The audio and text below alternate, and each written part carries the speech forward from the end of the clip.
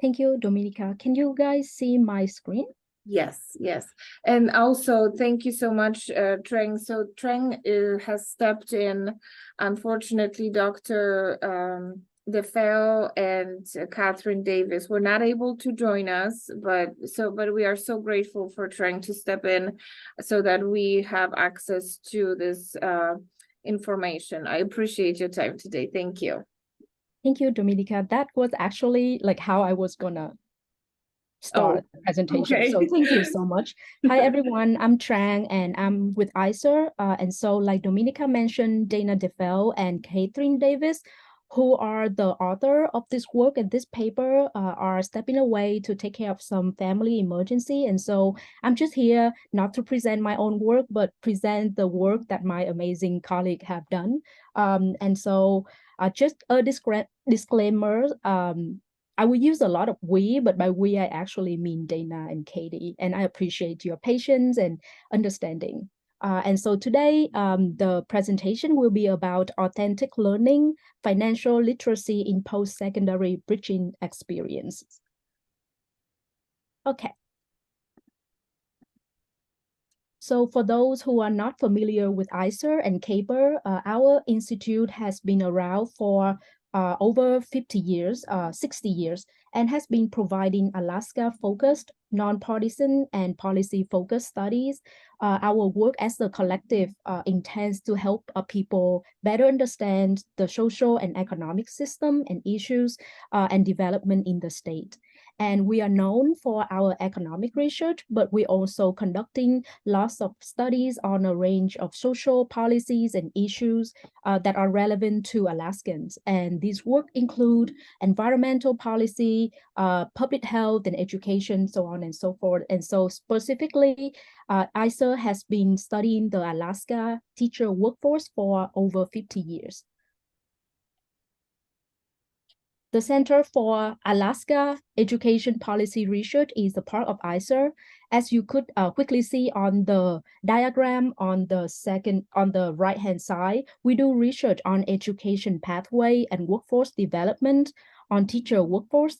Given the geopolitical region that we are located in, we are also developing lots of work relating to Arctic rural indigenous education.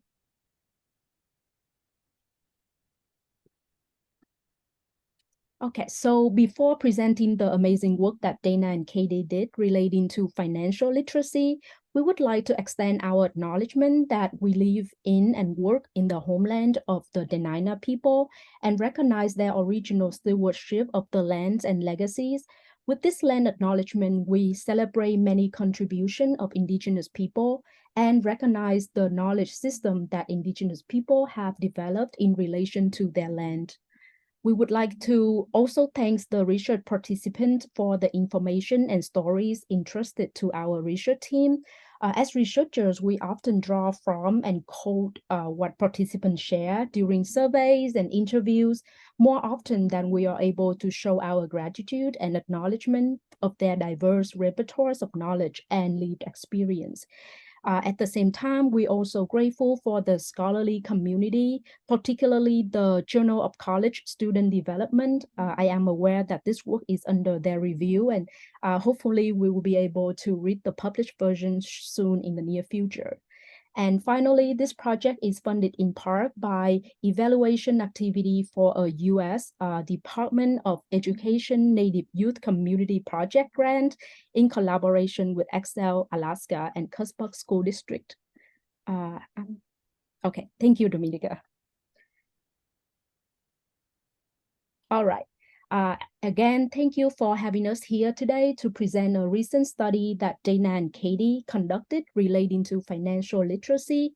We acknowledge that the audience is familiar with the concept of financial literacy, and most likely you're ahead of us in terms of like helping the student understanding the concept and planning for financial and getting used to like these strategies.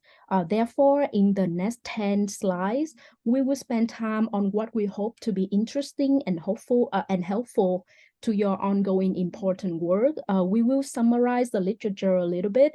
We also are going to provide an example from an implementation practice carried out by our partner organization, Alaska Excel, and then we will close by sharing some of the student insights. So while we are really excited about this work, we recognize that we are only capturing a very small piece of the ongoing conversation, and we hope to develop more enriching work relating to financial literacy going forward. But a little bit about the focal program that this study is situated in. I want to mention that the Alaska Excel program activities support school to life transition, and they start with a seventh grader all the way to college preparation, other post-secondary opportunities, military, subsistence, and workforce development.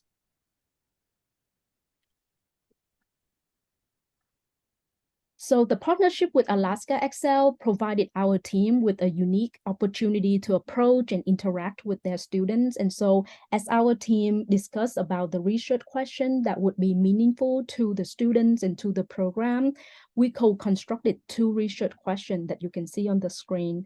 The first one being, across all of these activities and area of preparation that Alaska Excel provided their student with, what actually resonated the most with the students?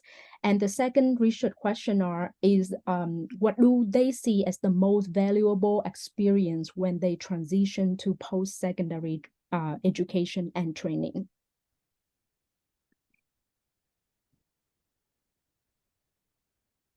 And so to answer these research questions, the team methodological approach included, first of all, looking into the literature of the bridging programs and decipher what has the literature suggested that are influenced from these programs on students. The second step include that the team used the most significant change analytical approach, MSC, for the research design. And for those who are interested in learning about this approach, I will provide more detail in a future slide. And finally, as the research team arrived to some findings, we discussed with the Excel team to explore its application and how do we apply those findings to the existing curricula and activities. So for the literature review, the team reviewed 73 studies of bridging program, and we learned that bridging program is a popular practice. They have been recorded to be effective and giving positive impacts on a lot of academic outcomes, specifically on college level math and writing course, on first year retention, on graduation rate and study habit. We also noticed that the focal populations of these studies are oftentimes traditional age students, academically unprepared students.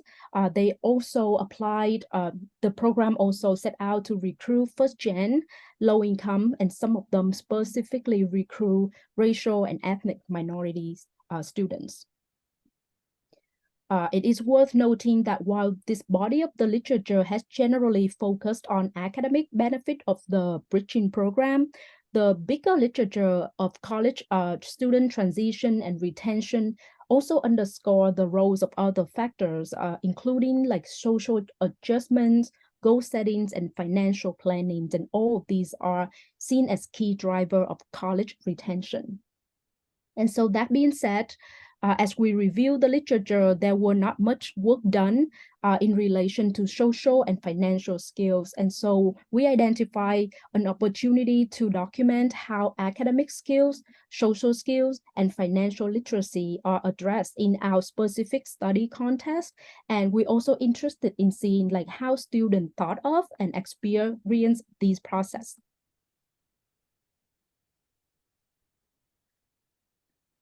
Okay. I would also like to note that the Alaska Excel model differ a little bit from other bridging programs that are described in the literature. So first of all, most bridging programs target high school senior or traditional age college students. Meanwhile, Alaska Excel's work is focusing from students in middle grades throughout high school. And while Alaska Excel partner with school district and industry and post-secondary institution. The program is not affiliated with any of these agencies. And finally, most bridging programs are described in the literature, typically support students who are on the pathway to college. Meanwhile, Alaska Excel help prepare students for a variety of post-secondary options and pathway, and not only limited to just college pathway. Okay, so as promised for research method, we use a qualitative methodological approach to form a descriptive emergent and discovery study. We use the most significant change analytical approach, which occur in 3 distinct phases, with each step building out to the next. For the first step, we showed a broad scope of program and opportunity that Alaska Excel offer. We first needed to identify the core program's outcomes that were salient and cross-cut all the grade level and industry-specific curricula that were offered by Excel Alaska. By reviewing evaluation and program materials, as well as meetings with the team member, we were able to identify these domains of interest, and I will be showing them in a future slide. For the second step, the team set out to collect stories of change from participants, and the criteria that we used to identify students for interview included looking for the student who, one, has completed at least one Alaska Excel Summer Bridging Program section, and two, had already graduated from high school at least 1 year prior. And the rationale for the graduation requirement were twofold. Number one, it helped to identify the students who were old enough to consent on their own to participate in a research study. And two, this ensures students could reflect on their experience with their own perspective of transitioning into post-secondary. And at the end, we were able to speak to 13 out of 31 students that were invited. And in the interview, we asked students to reflect on their interests and expectation when they first engaged in the bridging program. We also asked them about what actually happened during these bridging experiences, and then asking them to reflect on how these bridging experiences align to their expectation and how it influenced their transition to post-secondary education and training. And the final step involved researchers spending time observing the section of the bridging program. This was conducted in order to verify whether researcher understanding and synthesis of student participation sharing kind of like match on to what they saw that happened in the classroom and in the program. Okay. So in terms of finding, the first finding will review what was the factors that students actually felt resonated with. And interestingly, the student response indicate that they appreciate and felt resonated with all of the domains of preparation that you can see on the left-hand side of the slide. These are the domains of preparation that they perceive that working with Alaska Excel kind of like instill and prepare them.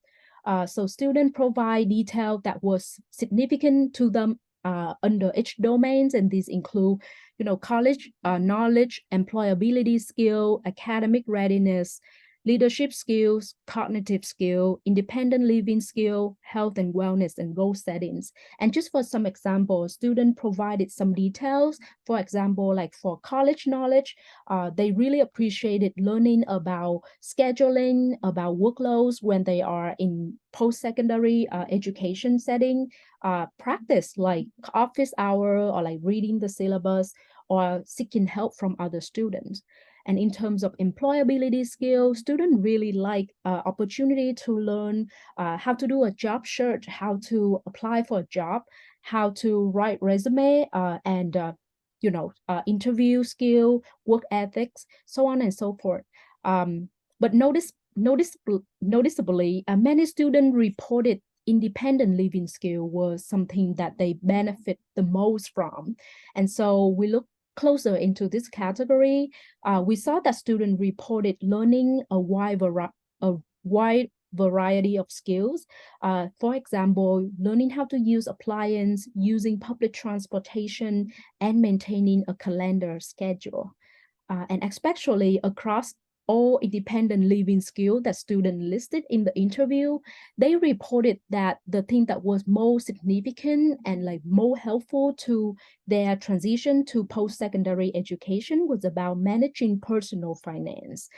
They really enjoy learning of like, what is the difference between gross versus net paid, understanding debt versus borrowing, and they really appreciated learning about and also practice on developing a personal budget for rent and bills.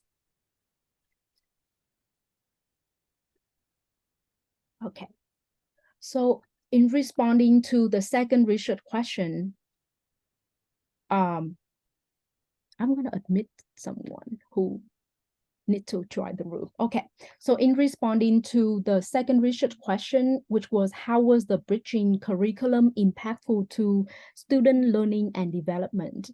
And our data suggests that their experience with the bridging program was connected to the world that they lived in, giving them the opportunity to develop knowledge through inquiry, through critical thinking and problem solving. And last but not least, the student reflected on the substantive dialogue that they had during the program, and they perceived that these are relevant and meaningful to them personally, but also to how they engage in their community and to their future. And so here we would like to connect to the broader context and literature. That is, even though as educator, we talk a lot about academic factors and outcome, it is clear that financial challenge associated with college are just impactful on student retention and success.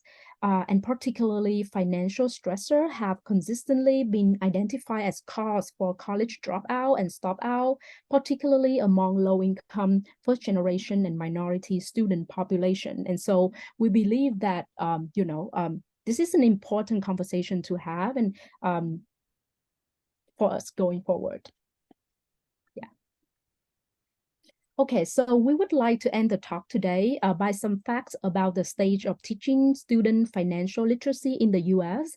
Our team found that children first learn financial attitude and practice at home, and youth become aware of basic financial concepts early, even before age 7.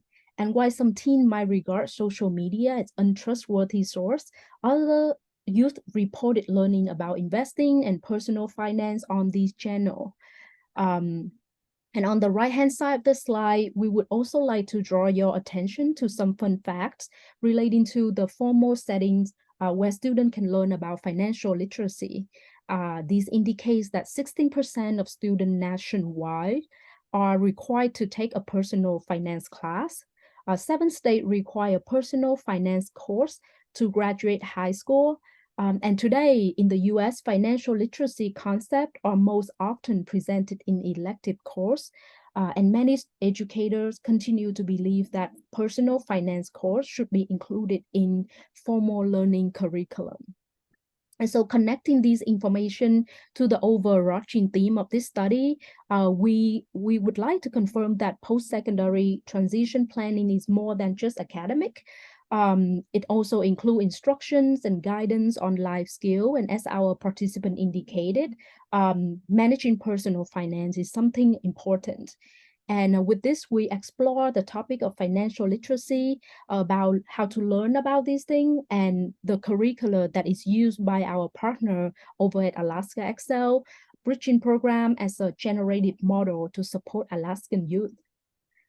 And again, we hope that you find this section interesting and hopefully useful of your time. And as researcher, we spend a lot of time to research a topic only to realize how little we know. And so we rely a lot on opportunity to connect with you all and to connect with other programs to understand what should be our research priorities and how do we interpret these findings that we are seeing from the data.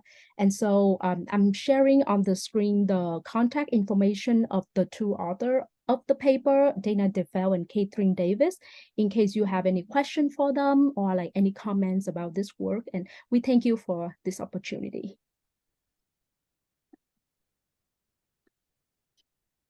Thank you so much, Trang. I really appreciate your time today. Is there a website address where we can find the research and the results of this research? I would suggest you to email Dr. DeFell. Like I mentioned, the paper is now under review. And so as soon as it's out, you should have an access to, like the PDF version or like the online version of it. But if you're interested in the research, I would recommend you sending an email to Dana, and I'm sure she would be like really happy to share the ongoing work that they are doing. And the review process, how long does it usually take? Thank you for your question. I think it's really like depends on which journal you're working with, and like how the backlog are going. I have paper that I wrote in 2016 and it wasn't out until 2020. But other people might have a faster process. So, a couple years out, I think. Oh, okay. Thank you. Aside from this particular research, I also shared the link to Center for Alaska Education Policy Research, and there's lots of information there about the past research that the team conducted. So thanks for making it available for us. Definitely. Thank you for the opportunity. Thank you. Let's see. I also did share the resources that we offer at ACPE around managing finances. So because it is crucial to know how to manage your finances, as research shows. So please check our website. I don't see any questions in the chat box. So trying again, thank you so much for your time, and good luck with all your research projects. Thank you so much for joining us. Thank you. Have a great rest of your day. You too. Thank you.